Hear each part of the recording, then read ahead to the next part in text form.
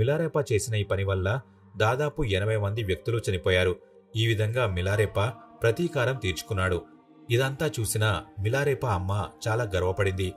అందుకే తను నా కొడుకు ప్రతీకారం తీర్చుకున్నాడని సంతోషంగా చెప్పింది. కాని మిలారేపా మాత్రం అస్సలు ఆనందంగా లేడు. అతని మనస్సు అపరాధ భావంతో నిండిపోయింది. ఎందుకంటే అతను తన పిన్ని బాబాయ్ పైన ప్రతీకారమైతే తీర్చుకున్నాడు. కాని అతను చేసిన ఈ పని వల్ల ఎంతో మంది అమాయకులు చనిపోయారు. దీనికి గాను అతను ఎంతో పశ్చాత్తాపడ్డాడు. దీని తర్వాతే మిలారేపా యొక్క ఆత్మిక ప్రయాణం మొదలైంది. ఈ సమయంలోనే అతను ఒక బౌద్ధ సన్యాసిని కలుసుకున్నాడు. ఆ బౌద్ధ సన్యాసి మిలారేపాని మార్పా అనే గురువు దగ్గరికి వెళ్లమని చెప్పాడు. నిజానికి మార్పా ఒక గొప్ప బౌద్ధ గురువు. అతను భారతదేశంలో బౌద్ధ మతానికి సంబంధించిన ఎన్నో విద్యలను నేర్చుకున్నాడు. టిబెట్లో ఇతన్ని ఒక అనువాదకుడిగా కూడా గుర్తించారు.